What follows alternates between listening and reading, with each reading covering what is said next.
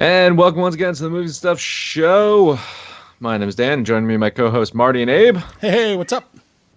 Also joining us, as you can see, we have our roundest table yet. What does that mean? Is that a fat joke already? Our favorite Maryland, our favorite Marylander, Amanda. Oh yeah. What's up? Hi. We have the host of the Welcome to the Midside podcast, Justin. Glad to be here. Glad to share my perspective. I'm excited. I'm interested to hear what everyone has to say. Abe, is there a reason that you put Justin on top of Amanda? I'm not touching that one. I have the co-host of the Jack Random podcast, Jamil. So Jamil's got the normal camera today, and Dan's got the Jamil cam. I got the Jamil cam. I'm so excited. Get a nice guy zoom in on that beard. It's good. It's a luscious beard. I oil it every day. Beard oil. See, I'm going to turn this into product placement. I already got my Wonder Woman Dr. Pepper here. Diet Dr. Pepper or Dr. Pepper? Diet Dr. Pepper. I got to watch my girlish figure. Yeah. You don't want to be on a round table. Ba-doom-sha. Normally we do stuff. We're not going to do stuff this week. Just get into Wonder Woman, right? I mean, No butt stuff? No. That's before the show. All right, we already talked about that. That's a pre-show conversation. So we have a lot of people here, and everyone. I want everyone's opinion to get thrown out there. So let's just jump right into it. I got to admit, I wasn't really looking forward to seeing Wonder Woman. Suicide Squad really just left a very bad taste in my mouth. Just what I've seen trailer-wise just wasn't really exciting me. And I'm glad that I was wrong. I really enjoyed this movie. I thought it, had some of my favorite parts of like Captain America, some of my favorite parts of Thor, some of my favorite parts of Hellboy. It's all kind of through that worldview of Zack Snyder that I've liked in Man of Steel and I liked in BVS. Directed by a woman who she really understood the characters and the development of these characters.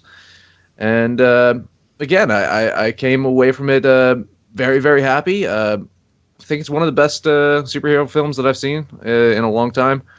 So as I mentioned, we got a crowded table. I'm going to try to shut up for most of the show to let everyone else have an opinion, and I'm sure Abe will try to do the same. So I'll let Abe get his first crack on his thoughts before we let the inmates out of the asylum. Yeah, I liked it. All the World War I stuff, really. The trench warfare, I loved it. About the last hour or so, when it kind of settled into being just a normal superhero movie like we've seen countless times before, I lost interest more and more and more as the show went on, or as the movie went on.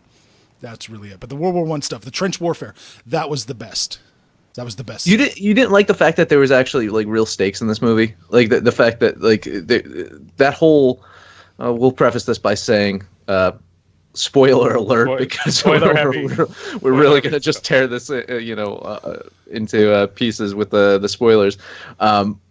The whole fact that they gassed an entire village that Wonder Woman had just saved, like you don't see that in a lot of these superhero movies. That was like that was kind of like wrenching to like see her run into that, and like that was kind of tough to watch, and I liked it. It was tough. I hadn't seen a whole town get fucked up like that since Suicide Squad. Oh, come on. Really, if you want to talk about stakes, it's no different. I mean, everybody got enslaved as mindless zombies in Suicide Squad. That was still kind of faceless murders because we didn't really know any of those people that much. So it was kind of just an off-screen death scene for the most part. But I mean, I'll get into I really liked it as well. I mean, like we said on Twitter throughout the weekend, I was really looking forward to it. And unlike Dan, I thought this was the movie that, the DCEU could really kind of build upon. It didn't make me all that excited to see Justice League, I must say, because I don't think the two are going to translate too well. But I thought any question about Gal Gadot being cast in this role, and there was a lot of questions over the year, that she really answered all of them. She was great. She really owned the character. Chris Pine was great. I thought their love story was probably the best we've seen in a comic book movie in a pretty long time, if not ever. And I think it's probably the best origin story we've seen since Iron Man. I agree with what you said about it took parts of Captain America's origin story. It took a lot of the fish out of the water stuff origin with Thor and kind of improved, and it was better than both of those on that part on those factors. So, I mean, we'll get into the things we didn't like, I guess later. Some of the CGI stuff didn't really work. I didn't really love the lasso and some of those aspects, but as an overall movie, I mean, it made $100 and something million. It got the highest Rotten Tomato score for any comic movie in a pretty long time, and I think this was just a fun time at the movie theater. I really enjoyed it. Jamil. I thought it was pretty good. I think it's 2/3 of a unique movie before it becomes a regular superhero movie. I will say this the best praise I can give it is the DC styles works with this. This is what happened when you can make a darker superhero movie, but do it with good people as opposed to having David Goyer write it, like BVS. So yeah, like I really enjoy it. I think this is something they should build upon. This is something they should really take to heart. That if you just let a little bit of joy into your movie and stop with all that postmodern bullshit they try with BVS, you might get people to really like your movie. Yo, I don't think you know what postmodern means because BVS was not postmodern. Let's stick with the Wonder Woman first, then we can do that. We'll get into BVS. I'm sure we'll get. I'm sure it's gonna get into it. Amanda, did you like Wonder Woman? I did like Wonder Woman. It's funny that you said that you weren't really excited about the trailers because I kind of went in saying that if they just showed the trailer on loop for 2 hours, I would probably be happy. And it's also funny that you said that we're going to have spoilers because this movie checks all the boxes that you need for a Wonder Woman movie in a way that's predictable but still enjoyable to watch. So I don't even think it's really possible to spoil this movie by telling people what happens. Like, Wonder Woman fights bad guys and she wins. There's only one thing at the end that you can. I guess so, but that's predictable. That being a surprise doesn't make it more enjoyable because that's like the most disappointing part of the whole movie. So, like, who cares if that's spoiled? Yeah. You guys thought that was obvious? I thought so. Yeah. That was that guy. I called it as soon as I seen him. Oh, okay. I called it as soon as I seen him. As soon as I saw Lupin from Harry Potter, I was like, "Yep, he's a bad guy." There was no reason for him to be talking otherwise in the earlier scene. Like, he's a named actor. It's the SVU. It's the SVU chemistry that they do. If it's a guest star, he's the bad guy, and that's basically what he was. I do have a question, Amanda. Now, are you super familiar with the Wonder Woman comic at all? I've read a bunch of one-shots, and to kind of get psyched for this, I reread The Legend of Wonder Woman, which was a limited run last year. But I'm not... I don't read a lot of Wonder Woman. Like, I read just barely enough to say that I prefer Made of Clay Wonder Woman. I think Wonder Woman... It's well known enough that everyone kind of knows the basics of it, but not so much the minutia of it that you can kind of play with it and people wouldn't be too upset. Like you said with the Clay thing, as far as I don't think that's splitting hair. That's kind of splitting hairs a bit. I mean, I was a little bit I kind of prefer the dynamic on Themyscira where Diana's the weakest, and then it kind of makes sense why they didn't want her to train. But I don't know. This was fine. I enjoyed it. It was nice and streamlined. They made it all work together. Now I'm going to unleash Justin on all of us. There Justin. we go. Get him, Justin. So we're starting with what we like, it seems, and we said we're going to save what we didn't like. So I'm just going to preface this, basically give it a score, tell it where it rates in the DCU, where it rates in comic books. So I would say as far as the DCEU goes, it's not as good as Man of Steel or Batman vs. Superman, but it's still a solid 8, and it's much better than 95% of Marvel movies. I'm just looking at Jamil's face right now. Yeah, well, he called BVS postmodern, so it's just whatever. So That almost broke Jamil's I whole want to thing. be clear about that. I enjoyed this movie tremendously. It builds very well. It gets better and better as it goes. The trench scene with No Man's Land, where she goes, and that's like her unveiling as Wonder Woman. That's an amazingly done scene. The dialogue that comes right before that is awesome. The dialogue, are we spoiling the end? Yeah, The Yeah, sure. The dialogue versus Ares is awesome. The conflict is awesome in there. There's actually real ideas. And when you guys are talking about like, oh, it feels like there's something at stake when the village is gassed versus Suicide Squad, that's because Suicide Squad, we didn't have any idea what the significance was. It was a mess. We're here, we know why she gets upset, and we know why it's tragic that these people have died and died in this manner. She thinks when she sees this that that's humanity being corrupt. And when she sees it, it's like, is she going to give up on everyone and she's not going to fight? Is she going to stop believing what she believes, which she then is redeemed, or humanity is redeemed, or she returns to her proper view because of Chris Pine and his actions. So everything it builds, and it's very well integrated at the end, and it has significance. And we actually know about 85%, 80% we know what Wonder Woman stands for and is fighting for, and that's what makes it a good movie. What are our feelings on the themes of love that are? I mean, it's a prevalent theme throughout, and that's why I wanted to ask Amanda about her knowledge of the comic. If the theme of love is a main one in the Wonder Woman source material. I mean, kind of, not really. I don't know. She's just like girl Superman. I haven't really read enough to. Okay. Like. Yes, it is. Oh, sorry, go ahead. Is it? Yeah. I mean, Okay. I mean, like she's. Yeah, she's. So it wasn't like a shock to the system to say it's like, okay, well, they have a female superhero, let's have a love story. Because I could have gone, two ways. It's like, oh, well, of course the woman has to have the love story, but then like it's just like, Superman well, has a no, love yeah. that's what I was story. gonna say. And It's like every male origin, superhero- every absolutely. origin movie has a love story. Newsflash: humans fall in love with each other. and aliens from Krypton and Amazonian god. It's Well, I mean, we're using the term human loosely, but part of the point of Man of Steel and Wonder Woman is they're choosing humanity over where they come from. So the theme of love didn't bother anyone at all. Everyone. Well, my main problem with the theme of love in this movie is it's very undefined. Where she gets to the end and she says, it's not about what they deserve, it's about what I believe, and I believe in love. It's never clearly stated in the movie what love means. Now I can get. Oh my God. Okay, define love. I can define love, but that doesn't Wait, mean wait, that wait, my you definition can? of love is You- the same as a piece of art. You It's can incumbent define upon the love. artist, the writer, the director, to define it within their own piece of work. I can't just bring my assumption to every piece of work. I don't read a book. I don't watch a movie and say, well, my definition of love is what is in every story. People have different versions of love, different definitions. I don't understand why this is funny. You think it's funny? Does everyone agree? I think what it's love is? funny because Everyone like, no, wait.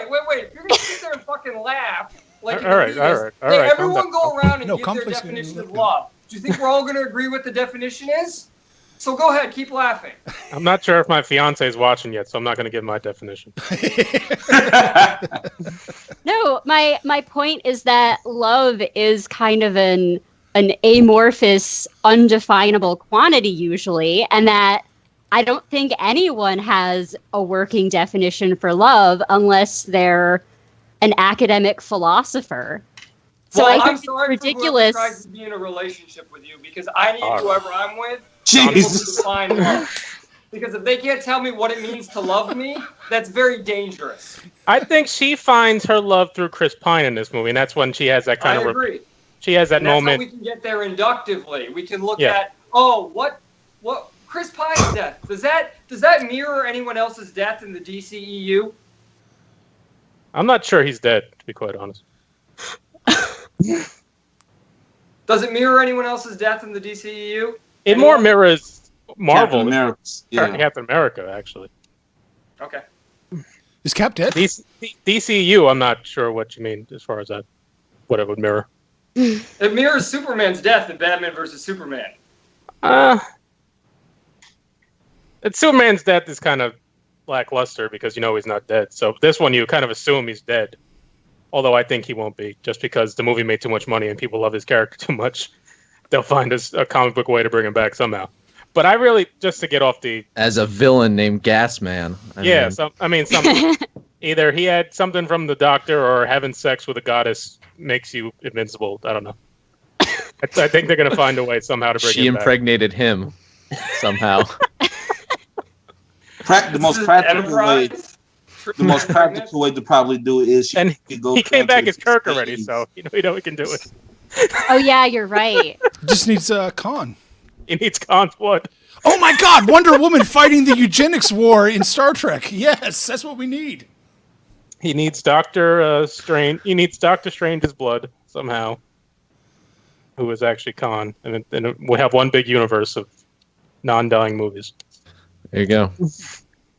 But I thought Pine, as we can get off the love fight for a second, I thought Pine was great. Which is ironic that we're fighting about love. Is it? They could have easily... His character could have easily been like the macho type, I'm not going to let a woman save me kind of shit, but from the beginning of the movie, he was completely confident in his own role, and he accepted that Wonder Woman was special and that, he didn't have to get all up, he didn't have to be chauvinistic at any point. He tried to protect her in a way that he, she didn't know the world they were in. It wasn't about, oh, you're a woman, you don't know about these things. It was more in a sense of, you don't know this world, this horrible kind of stuff. It wasn't like a, let me protect you, a woman kind, that you see a lot in these kind of roles. With Twitter, that would have been a colossal misstep. Oh my God. Yeah. I do like the fact that they bring up the complexities of war, as in, no, this is not Ares. People are just shitty. Yeah. See, again, you could bring up these complex things in these movies if it's written well. Looking at you, BVS. It was shaking not his head about no. people being shitty. That was completely anti the point. Ares was saying people were shitty and inherently corrupt. The whole point was people get to choose whether they're good or bad. That was the point. If she thought people were shitty and that was the point of the movie, she would have sided with Ares. But her killing Ares was saying she recognizes that it's people choosing to be good or bad, not that people are inherently bad. No. But that's the point that Justin that Jamil's making. It's not that people are inherently bad, but the fact is that she went thinking that the people were doing the bad things because they were under the control of Ares. Right. But the fact is that that's not necessarily the case. People had choice to be bad as well, and they chose to be bad. I think that was the point that Jamil was trying to make. I think yes, that was the point. Yeah. It's not that people are inherently bad. Some of the people chose to be bad, whereas other people, like Chris Pine and all of his group, with the chief and the sniper and the other guy who I'm not really sure what he did, they chose to be good. But they chose to be sort of good. Yeah.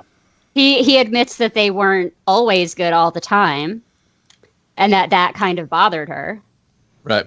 Like the gray area is what she had to come to terms with, which is like a really, really useful life message, actually. When superhero movies are normally perfectly good versus perfectly evil. I liked that part, actually. And this movie, just like his palette, operates in the gray. Mm. But yeah, I think this is a great woman. I think this is a great movie for girls. I think this is a better representation for women than Ghostbusters was last year. Take a drink, Amanda. you had to set you up. He set you up. He just wanted you to drink, Amanda. No, it definitely was. Plus, Amanda loves Chris Pine. So. I do, and they wore hats in this movie, a couple in a couple scenes, and nice hats. There weren't really any hats in Man of Steel or BVS. So. Would you have wanted to spend more time on the island with the Amazons, or was that enough time for everybody? I could spend a little more time. I actually like that place. Like I would like to have got to know the Amazons a little bit better. Yeah. Besides the couple. I thought it was plenty. Yeah. Honestly, I thought it was. Do you think maybe a B plot with like Ares causing trouble on the mascara would have worked, or? That's true. There really was no secondary anything in this movie. But I thought on that island was where some of the worst. It might have just been that was the first stuff they worked on, but the worst CGI I think was in those first couple of scenes. And the worst fight choreography. Yeah, the first fight with Gal Gadot, where she's fighting Robin Wright Penn, and she does this for the first time. But the sword fighting in that first scene was like, cut screen, cut, and I actually saw 2 or 3 times a stunt double, pretty obviously, and you usually don't see that stuff in this kind of a high budget movie. I thought top to bottom the action was weak in this movie for the most part. I thought the action was the weakest part of this movie. It's barely any action in the damn movie. I think at some point Snyder might have came on and directed, not directed, but gave some influence on the action scenes, which you can see at the end, definitely. He should have told them no more. I'm glad you said that because I didn't want to look like the shill. But no, I thought that was pretty obvious that he had his hands when I think from the time she goes to No Man's Land, she goes across there and then fights in the village with the slow-mo and everything. I think it's very obvious that Snyder was in Patty Jenkins' ear at that point. Yeah, because the action was similar to the last fight scene was very similar actually to Man of Steel. That's not all that was similar to Man of Steel. I wish he would have. Would you say it's like poetry? I wish somebody would have said. I wish somebody would have said, "Tone down on the speed ramping." People don't do that anymore. Zach doesn't even do that anymore. He's kind of abandoned that. It instantly dates the action a little bit, I think. I didn't mind the slow mo. They did a lot of that in the No Man's Land scene, but I thought that worked. And I like how the callback to the in the original Amazon fighting scene. Then they had the throwback in the fight in the town where they jump off that piece of metal, where they jumped off S.H.I.E.L.D. in the beginning of the movie, where she kind of jumps off that huge metal and blows up this whole tower. I thought that was cool. Good writing. Yeah. There's a lot of good stuff in this movie. It's not a lot that I didn't like in this. That's one thing I didn't like. Well, not that I didn't like, but Gal Gadot and her acting, it's good for the most part. There's a couple of parts where it drops off a bit, but overall, it was a solid performance. She's not called upon to do anything overly dramatic, which was smart. Those emotional scenes, the couple of emotional scenes that she does have, is almost like an Arnold Schwarzenegger quality. Not quite that bad, but like when she's screaming when she's screaming in the village after the gassing, I thought that was a well acted scene. I thought that was good. I don't know, man. Those like. She did good with the action and the comedic parts, but when it came to like the drama parts, I don't know if it was quite up to par. And I don't know if that because of her accent or because she's just not that strong of an actress. Because before this, her biggest role was Fast and fucking Furious. Yeah, she still really has an accent. Fast and Furious. Come on, Fast and Furious kicked ass. Come on now. I was telling Abe though. Did I freeze you? Are you just not moving? Or are you frozen? No, he's there. I think he froze. Everyone's here. No, he froze. No, I'm pretty sure he froze. Yeah, I think I put him in another dimension. The Phantom Zone. Yeah, her other only really acting credit that I had seen her in was that Keeping Up with the Joneses, which I saw on a plane, and that was awful. I was hoping for a plane crash during watching that one. So, and then Furious, she was in 2 of them, parts of 2 of them, and she wasn't really asked to do a lot in those either, which no one is asked to do a lot in those movies, but. So this is her first leading, carrying a movie, and I thought, she's Wonder Woman. There's no real question about that anymore. Her career is set now. Yeah. She can go do Comic-Con for the next 30 years and be all right. Well, even she's getting cast. He did good. So something that I mentioned to Abe earlier is I know that Patty's getting a lot of credit for directing this film. One thing that I do kind of take umbrage with is I'm a huge fan of Punisher Warzone, directed by Lexi Alexander. And I kind of feel that, she got a lot of blame for women not getting chances at directing these superhero films. And I think it was unwarranted blame. But do you think that this movie opens up the door for more women to direct superhero movies? Do you think it's just isolated to Wonder Woman, or is it going to just be more women involved with directing these films now? It should lead to more door opens. The door should already been open because to blame women for a shitty look. Men get chance after chance to make terrible movie. Look at Zack Snyder, and he keeps getting work. So, I feel like if we really want equality, We don't have him yet. Do we have him? Yeah. No, yeah. We need If time you him really out. want the quality, women should be able to direct as many shitty action movies as they want until they land on a good one. That's All right, well, equality. I just looked it up. We It have a woman is directing Captain Marvel, but that's just a woman-led Yeah. movie. I don't think That's there's anyone lined up. I mean, I get the fact that Zach's wife does have yeah. creative control in all of this as well. So even though she's not directing it, she is one of the main influences behind getting the DC EU made. So I mean, there is female influence. I'm just wondering if we're going to see more of these just superhero films across the board. It doesn't have to be a female driven one. I mean, we know that Joss Whedon's getting Batgirl. That's pretty so close. Well, Joss is pretty close. It'd be smart for DCEU. I mean, they still need a Flash director. I'm not sure they have an Aquaman director yet. So James Wan is doing Aquaman. Who's doing Aquaman? Aquaman? Who is? James Wan. He's No sticking with it shit. because it's always back and forth, it seems. But I know he's Flash been with it since that one rumor came out, and he shot it down and said it was a false rumor. Flash has had like 3 or 4 people connected to it, so that's still something that can be done. They had Amanda, that what do you think, Gotham City Nights or whatever it was. What that do they you wanted hear, to Gotham do. City Sirens. Sirens. Yep. Yeah. Amanda's just zoning out here. I need to get her involved in the show. She's just. Well, I mean, it would be really nice if we were at a place where a woman directing a tentpole summer movie was not an issue at all. But I think that her doing a great job with a popular movie can only help. I don't know that it takes a couple generations to fix inequality. Like, I don't know that there's a super, super deep pool of women and directors of color and minority, just like ready to step up. I don't know, maybe we need more of a farm system or something first, but, no, it can't possibly hurt. I just don't know if it'll make a change immediately. Like they do the same thing in STEM. Like, it takes a while to build the talent all the way down. I think that's just it just irks me because again, like it shouldn't be an issue. Yeah, but the fact is that people say that Lexi Alexander failed with Punisher Warzone, which again I disagree. I love Punisher Warzone. I really really enjoy Punisher Warzone, but people said she failed, and then it had this domino effect where women just couldn't get action film these superhero films.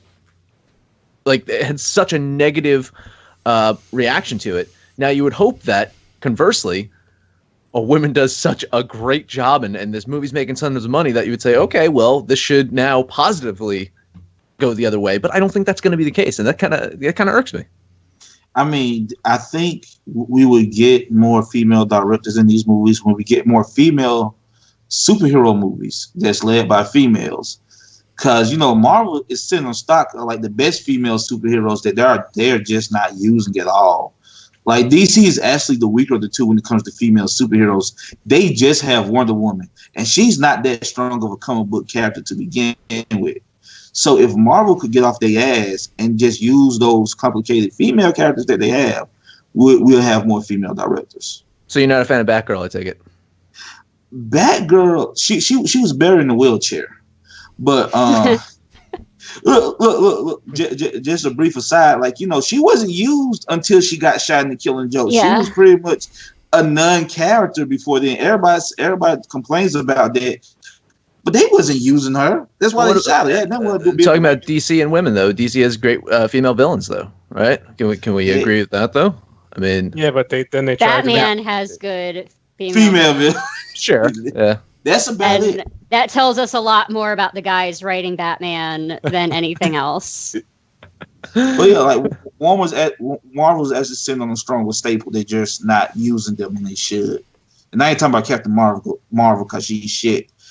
But a Black Widow movie would be good. And honestly, Fox actually have the most, and they should definitely step up and make like a Storm movie or a Jean Grey movie or a Rogue movie. Like they have the characters. They keep trying to turn the X-Men movies into like Rogue movies or Jean Grey movies or Mystique movies. Why don't they just make one?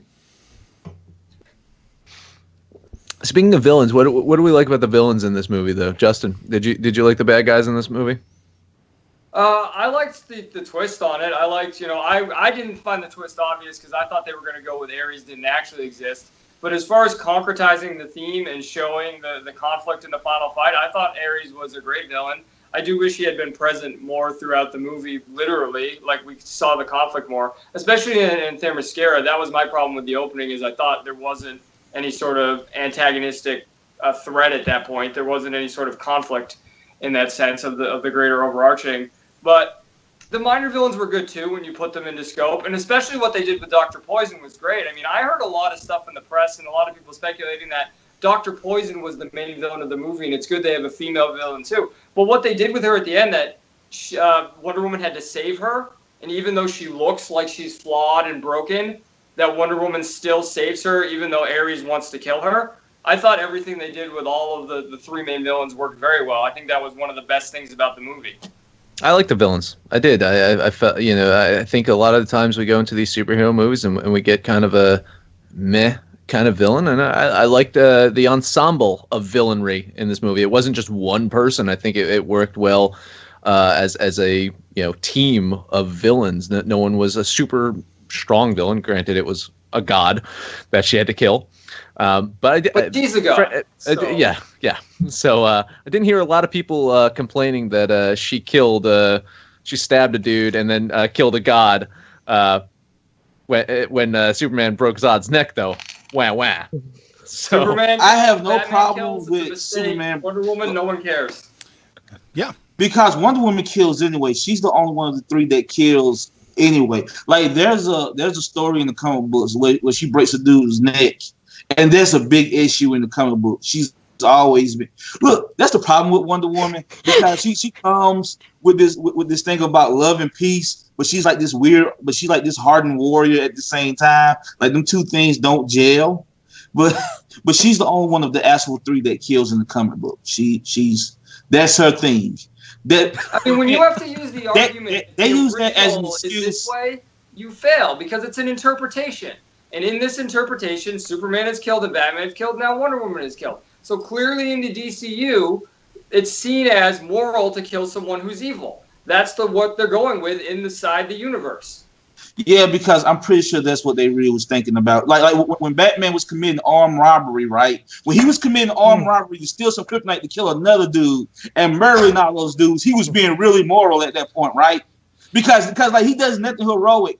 Like you can make the argument about define the morality of it. Yeah. If you think that's not moral, define it. All right, we got to define love. We got to define morals. Okay, look. We got. Well, I have no problem with Superman breaking Zod's neck. I have no problem with Superman breaking Zod's neck. If you're gonna kill a motherfucker, that's the one motherfucker you do kill. I have no problem necessarily with Batman killing, because he kills in all the other movies. The problem with Batman v Superman in that particular scene is he's doing nothing heroic. He's committing armed robbery. He is killing those dudes. And why is he committing armed robbery? Because who does he want to kill Superman? That's the point. He's a villain at that point in the movie. For most of Batman versus Superman, he's a villain.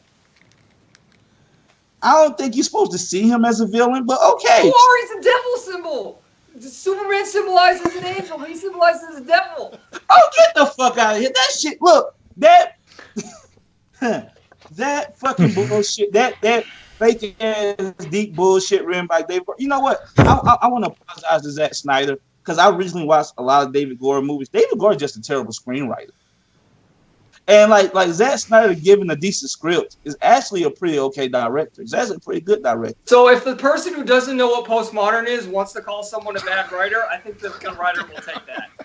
No, but you know what? The person that wrote Blade 2 and 3, I think, can honestly say that. No, I do want to jump in. I think it is fair to let the characters grow beyond their origins. If Wonder Woman wasn't allowed to grow beyond her origins, she'd still be a bondage fetishism fantasy which is why the creator made her. This movie could use more of that, to be honest. But I mean, a bit more of that would have been good. I don't think. Yeah, I think these movies should grow beyond their comic book roots. I don't think that's a fair criticism. Oh no. Look. I'm all for interpretations. Shit don't have to be like the comic books. In fact, I'm very anti against the comic books. Right. But I do. Why use the argument? I do have a problem when your perceived superhero is just murdering dudes to murder more dudes to murder another dude. But there's a reason behind what he's trying to. There's a goal he's got in mind to stop Superman. He tells you exactly why he's doing it.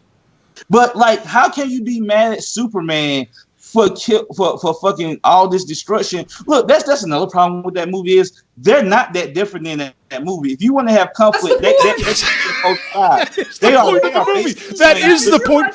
Everybody who mocked the Martha scene, that's exactly the fucking point of the movie.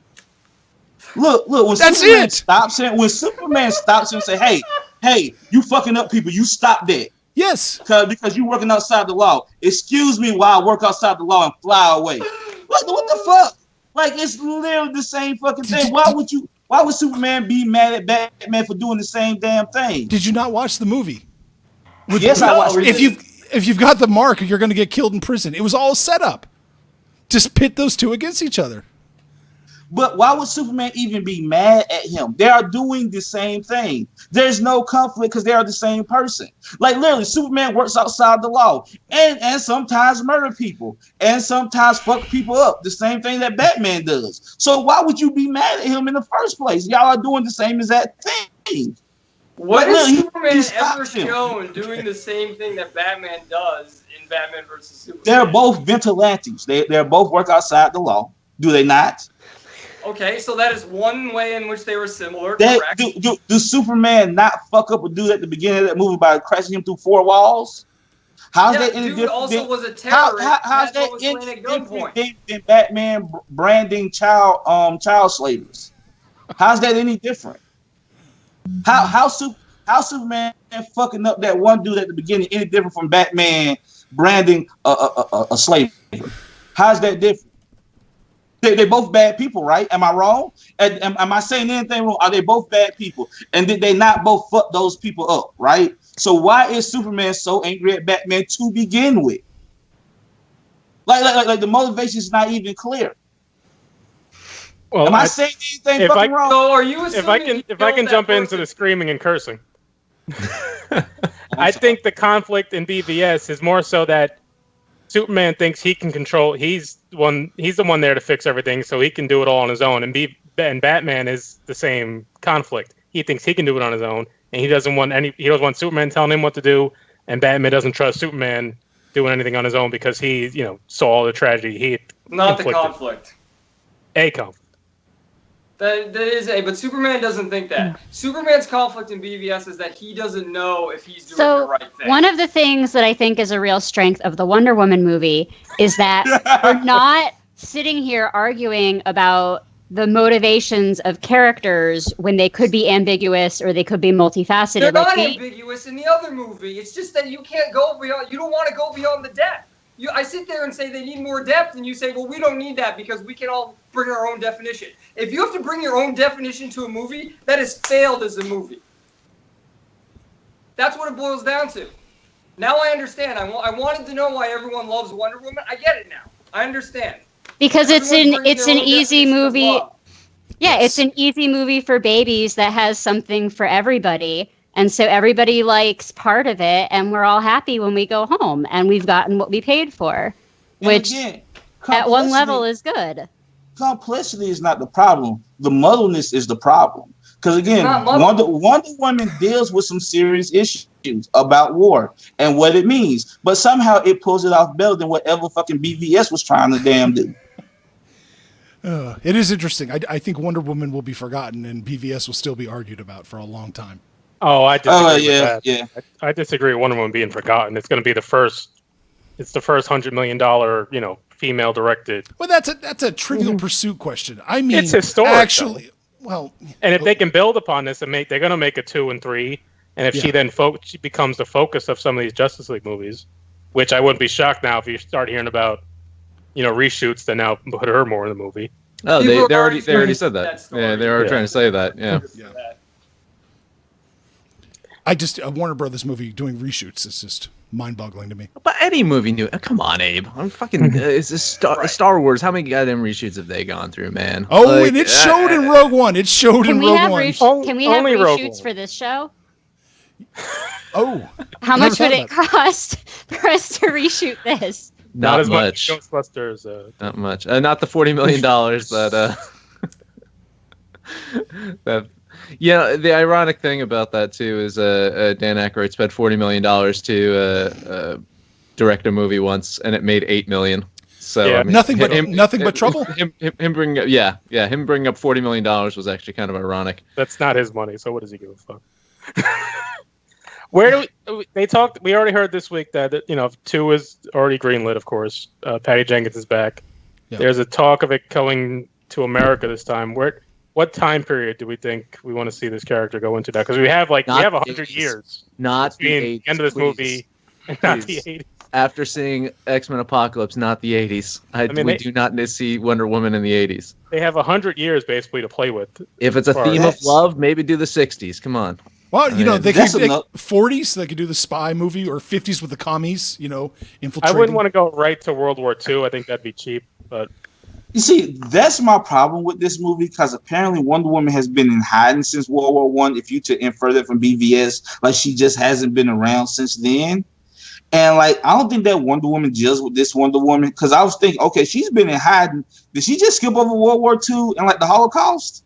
we don't know if just- she's been gone that long. We know she's been gone for a while in BVS, but we don't know it's been the It says entire 100 time. years at the end of BVS, which Yeah. lines up exactly with. Well, the we don't end know of if she's World been War. gone since the beginning. The end of this movie to the beginning of that one. We don't know if she's gone that entire time.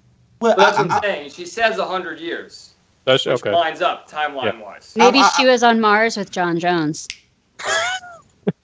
She could be doing more Martian stuff Manhunter.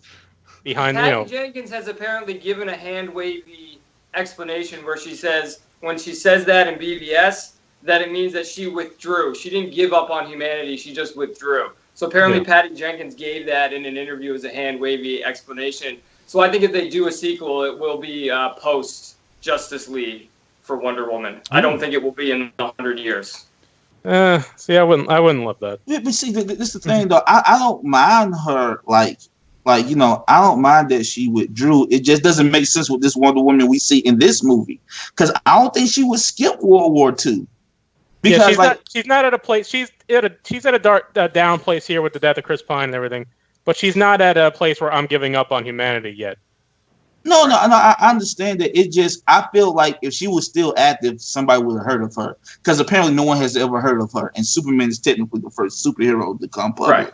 Yeah. So she had to have been inactive in those 100 years. Yeah, And she had to be inactive. It is an inconsistency in the. It is an inconsistency. It doesn't. So make is that sense something that we'd want to see? Is her maybe going back to the island at the end of this movie, and that would explain it? She's just isolated, something. They kind of set it up where if you leave, then you might not be able to come back. So they kind of set that up that she might not be able to go back, but that could have just been a mother saying it's like, I don't want you to leave. Don't leave this island. That was another thing I didn't. They kind of build this island up as this place hidden off in the nowheres. But Well, then there's a giant donkey plane can wheel just fly through underneath it that if gotta- you spin it, it goes through time. And it's frozen, so you got to push this frozen I was donkey going to make that reference. I was going to say all she has to do is grow a beard, and we have to go back, and she'll get There you back go. to the island. Yeah. Well, she couldn't grow armpit hair, so I don't know if she can grow a beard. Oh no! Don't Yeah, know. no, did they even give us a story explanation on how they found the island, the men? Did they even give a No, reason? that's what I was. Wasn't That's what I active. was trying to say. It just kind of they just Well, swam, sailed into it basically. It also seemed a little weird because I think in some versions, the barrier makes you forget too. Mm. So if you crossed over onto the island, you wouldn't remember what you were doing there anyways, and then once you leave, you wouldn't remember having been on the island. But Pine remembered. Right. So they clearly didn't do that. So it was clearly just like an invisibility barrier or something kind of less complicated for the movie. So yeah, it seems like they just kind of like But I mean, accidentally. if Germany is sailing into it, that means it's not that off in the distance. It's not, Well, considering they got on a sailboat and they got to England pretty fast, right? I mean, they weren't on that boat for weeks. I mean, if you want to get there. That's one of the major nitpick parts of the movie. I guess you can go to. I mean, the island's the weakest part of the movie, so it's all everything you're saying makes sense as a critique. But if you can go back to that for another movie and create some kind of conflict there, I think it could work. Like she has to go back there because someone else, someone else found it, or yes, surely some supervillain has tried to invade the island at some point. Yeah, I mean, come on. Or I mean, we can be really stereotypical here and say, like, how could an island full of women not have drama for us to explore, right? Oh, someone. You said rose up, we did. Someone. No, rose up I to mean, town. like, drama though. It had the two sisters arguing over whether the daughter should be trained or not. Exactly. So that was settled pretty quickly, though. I'm sure they could come up with something. Because women have better conflict. Like, look, she need to be trained. You're right. Okay, you just move on. Because women are better at selling conflict than men are. Like there was two dudes. They would have to fight each other first. Hey, what was your problem with the third act? Because that's you said you didn't. That was where it fell apart for you. Oh, I don't know. It just felt like, especially the third act, it just felt more. We've seen this before, with the. Yeah, I don't know. I didn't feel like there was anything new there that I hadn't seen before, and it's just not so much new, but I think it did it better than we've seen. I think that's how we're grading a lot of this movie. That it's better than what we've seen from Marvel has done recently. I feel like we are actually moving into the wine tasting section. We're analyzing different nuances and very subtle differences between these movies and seeing how it hits our palate. Mm-hmm. Yeah, I unlike you, Abe, really like the action in the trench, scenes and her jumping out of the trench and deflecting all the machine gun bullets and stuff like that. You said you weren't a fan of that, right? Oh, I like that. I just think like that? Some of the other action sequences were just a little too, I don't know, didn't work for me. Yeah, I think, Abe, I agree with you. I think visually the trench and the town are the best part, all those fights. Yeah. But I think when you're talking about writing-wise, the conflict and everything, the way that was executed at the end with killing, or, the Dr. Poison and Ares and Chris Pine, all of that was very well done. But from a fight visual standpoint, it wasn't very good. Yeah, that's not that it was bad, but it just wasn't as entertaining. I think the strength at the end was that rather than the visuals. Yeah. Okay, I agree. Also, I think the team could have been a little better. Like Justin said, he had a guy there who we didn't even know what he was really doing. They had a sniper who didn't really snipe. Yeah, they were more comic relief than anything. You don't like the team full of ethnic stereotypes? What? The chief? Come on. The chief at least had a role. I mean, I knew what he was doing. He was guiding them. He got him. He threw up the smoke signals. He was good. What was the arrow guy doing there? What was his role? Who? He was kind of the smooth talker type, but he pretended to be the driver of the car. Yeah, he also spoke like 100 languages. Yeah, so he was good at that. So again, he had a role, but they didn't show it, so it's a weakness in showing. It was telling, not showing. No, they had him do a bunch of stuff. He had the whole the whole driver thing where he apologized and was like, "I lost your ticket," and that was good. Chris, because he wanted to be an actor, but he said since his skin was brown, he couldn't be, so he got to act in that one scene. I mean, they are minor characters. Yeah, that's a nitpick thing. Yeah. It's one of those things where it's like you get the sense that Hollywood is like listening but not understanding. Like they were like, "Oh, we need to have some token diversity in this movie. Check, check, check." And then they thought they were done. And it's like okay. Just try better next time. This movie wasn't written when BVS was this Wonder Woman movie wasn't written, at the same time as BVS, right? I mean, so that picture that appears in BVS, that was they had to write around that in BVS. You kind of had to write into that, in a way, to get that picture made. I mean, they must have had a plan because they had the cast there, so it had to be right. So planned. The question is, what part was written? And I think what he's talking about is the details of the story were not written, and that's what we're talking about right now. The broad strokes, the story was written at that point. And that's what he's talking about, the details in the script. Snyder is credited with the story. So yes, he must have had. He's not screenplay, but just basic story. Yes, because the basic story is very similar to another basic story we worked on. You might notice the similarities between Wonder Woman and Man of Steel. Yes, you've mentioned that. I'll bring up another Snyder movie that's coming now, which it was weird seeing the Justice League trailer before this movie, actually, because I didn't get that. As I watched it, I thought, as I left the movie, I was like, this movie does not make me excited. It makes me excited for another Wonder Woman movie. It makes me excited to see what they can do with Aquaman or Flash. But I'm not thinking, I can't wait now for Justice League in 5 months as it is now. Really? I actually have a question about that. Is this the first time a trailer for a major movie starring an actress was before another major movie starring the actress? It had to be, because like I said, that kind of threw me. And it was like, it was just weird to see that and thinking, I don't know, I don't think this fixes anything that's wrong. That could be wrong with Justice League. See, I'm gonna actually one-up you, Marty, and I mentioned this to Abe, after seeing Wonder Woman, it made me less interested in seeing Christopher Nolan's Dunkirk, because seeing the action sequences in that trailer in Dunkirk did nothing for me. Like, honestly. I'm going to see Dunkirk, but Dunkirk look fucking boring. I'm going to see it. Does not look good. I'm going to see it because it's Nolan, but it looks fucking boring. And I know I'm comparing two different wars here, but like honestly, it's just like, But also the other point though, Abe, is we were discussing about not really having, unless you guys can tell us otherwise, a really good World War I movie or anything like that. Like, there's nothing that really everything's focused on World War II. Yeah. There hasn't been, like, in my mind, a really good World War I. Not since. So you're saying the sequel was better than the original in this case? Well, they were setting up the war cinematic universe. That's right. Yeah. It was the World War II was the Empire Strikes Back, or the Godfather 2 of the. and what, Vietnam is Return of the Jedi? You can go the Korean War to be Return of the Jedi. The Korean War could be. Korean War was like that spin-off that nobody fucking watched. I would say the Vietnam War is more Phantom Menace, but like that's just me. Yeah, it was Phantom Menace because we're like, are we really doing this, guys? Yeah. Are we doing this? Yeah, right. Really? This is what we're doing? Yeah. I didn't think this was going this way.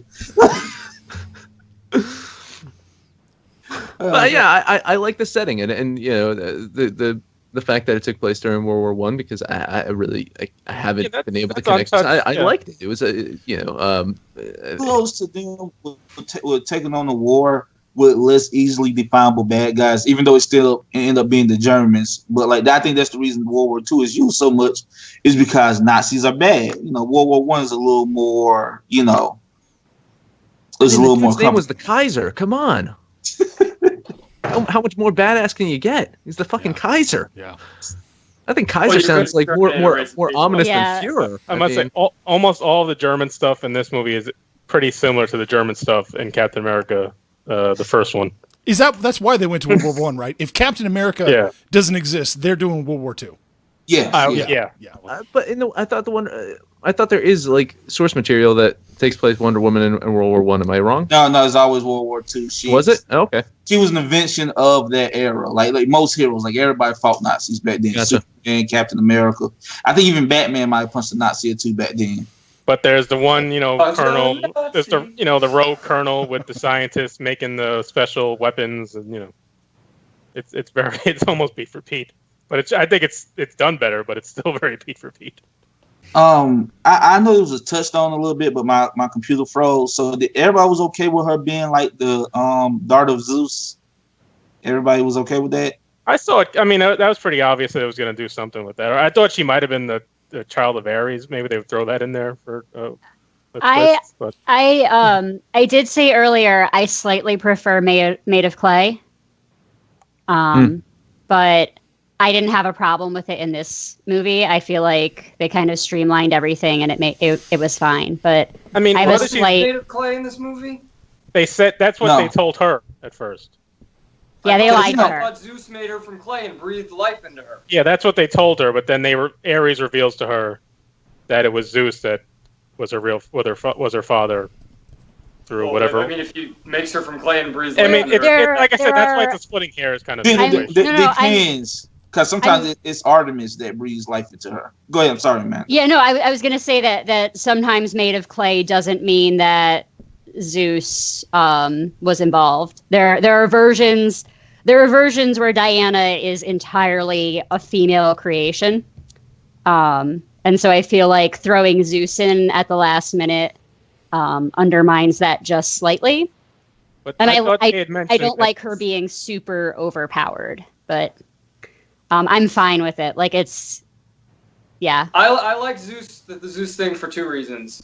One, you now have an interesting triumvirate for the Justice League. You have the God who chose humanity, you have the alien who chose humanity, and then you have the human who obviously represents the humans. But then also you have the parallel and the duty thing, where in Superman, in Man of Steel, he was sent by Jor-El, and Jor-El gave him this mission, and he had to learn, especially in BVS, where he says, I've been living my father's life, he had to learn to be motivated within. And we see this at the very end of Wonder Woman, too, where in the beginning she's saying, it's our duty to kill Ares, it's our duty.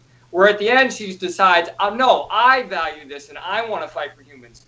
So adding the Zeus thing in made her choice stronger, because it was no longer about doing what her destiny or duty is, it's what she wanted to do. And now when we go forward in the Justice League, as we saw with the brief epilogue, this is her choice. She wants to fight, and that makes that more powerful. It concretizes it better. It shows it better.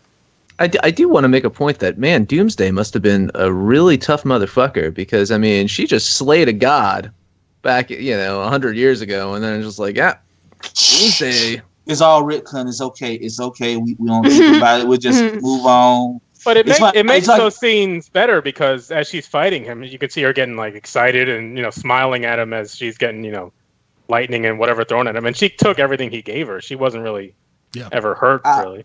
Personally, I liked it. I mean, I got yelled at on Twitter by a feminist writer about how about how the Azarello, about how her being made from Zeus is reductive. I was just like, I think it just adds more drama. I think that's one of Wonder Woman's problems over the years. It's just she's a hard character to pin down. And like I say, it reminds me of the Azarello run, which I love. No one has no idea what I'm talking about, do they? No idea. No. Funny books. I read parts of it. I think I actually have some of that. That was the New 52 stuff, right? I mean, look, only his stuff is good. After that, it gets really bad, but only his stuff is the only thing that's good. Like, after that, it does get pretty New 52-like, which is terrible. Mm-hmm. No, but I have the 2 volumes that I think were his in my bag underneath the ones that were more brightly colored that I read first. Shiny. Want to just do a final thought? I was about to say we're about to wrap up. I got one last question. It's a fluff kind of question. What did everyone think of the DCEU intro? That was new, right? To a little video intro that Marvel's kind of had their thing for a while now. That seems like DC's trying to have one. It was weird that it was cartoonish more than Marvel does it with the real shots from the movies, but it's a nice touch. It was it was more fun. Does it bring it all together now? Yeah. Is this it? Is this the final piece that brings the DCEU together? I think having Jeff Johns involved in the creative part is really going to help this universe out. Jeff Johns is probably like DC's #1 writer, and I think, and just like the first movie he was really involved in, I think you could tell that he had a little more say than, say, Zack Snyder. I think Justin's going to disagree with you. Let's do our final thoughts and wrap up. We got a couple minutes about left. The logo. Can I just say one thing about the logo? Sure. I did think it was very interesting that. Sorry, my cat just almost knocked over the camera. I did think it was very interesting that Green Lantern was very prominently placed. It made me go, I wonder if he is in Justice League. Yeah. Good point. Chris Pine should have probably been Green Lantern, but it's okay. He can be Steve. They're just going to bring Ryan Reynolds. He still can be. Oh. Marty. Man. Yeah, it's tied all Mine. The ring found them. The ring finds them just before the plane blows up. Hey. Zoom right out there. Marty, that's my prediction. I called it here.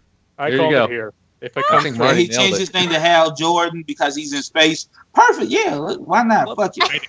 write it. All right. Let's wrap up another episode of the Movie and Stuff Show. Please make sure to like this video, comment below, subscribe to us. You can follow us on Instagram, Facebook, and Twitter at Movie Stuff Show. Good chat going today. Yeah, huge chat. It was on and on and on. It was good job, guys. Nick in there. We had Pony Boy. We had our whole crew was in there. Yeah, everyone was there. So thanks, everyone in the chat. Thanks again to all of our guests. As I mentioned, you can catch Justin on the Welcome to the Midside podcast at themidside.com and also on Twitter, Instagram at the Midside. Right? Amanda is regularly on our show. Amanda, what else are you doing? Are you doing any writing these days? Absolutely nothing, and I don't even know what month it is. So shut up. We should just have you on the show more often. Then is basically what you're saying. Is you have a lot of free time and you can do our show when all the time now. Yeah, that's what she's saying. She's saying that. That's how I'm reading it. That is not exactly what I said. But so you heard it here, Amanda. Allow us to mansplain to you, Amanda. Cool. Yeah, no, thanks. I got it. As long as I'm done with my laundry. No, do your laundry on the show. It's fine. It's fine. Can fold. Okay. You can fold while talk. I mean, okay. You can iron, geez, right? Christ. You can iron the clothes on the show. It's okay. You don't think that'd be too hard, too complicated? I don't know. Can you do those two things at the same time, Amanda? All right, we'll try. I think you'll be okay. Okay, next time we'll try. Well, if you can, I can't. I can't do more than one thing at a time. So like, she has me beat. Speaking of which, Jamil, of course, does do more than one thing. He's also the co-host of the Jack Random podcast, which you can see on the supernauts.com almost weekly. We are supposed to be recording semi-monthly. Bi-weekly. We are on a bi-weekly schedule every other week. We should be recording the episode this week. Also talking about Wonder Woman. I'm pretty sure I yelled at somebody about BVS on there too. So, probably Kyle. All right. We'll of course be back next week live at 9 p.m. Eastern. We're actually going to discuss. I'm going to hashtag synergy this. Can I actually hashtag synergy at the very end of the show? I'm going to do it. Hashtag synergy. We interviewed Mark Boone Jr. A while back, and he talked about a movie that he was making called "Let Me Make You a Martyr," and so that's going to be out on VOD. So we're going to check it out this week. We're going to do a roundtable discussion on that. It also stars Marilyn Manson. Be interested in talking about that. It would be a nice change of pace from a lot of the blockbuster kind of stuff we've been talking about. So Abe gets a little break. So Abe loves blockbusters. I don't know what you're talking about. I just love Abe's so favorite much. movie this year that we discussed was Parasites. It was. Hashtag synergy again. Yeah. Thank you again, everyone. Later. Good night.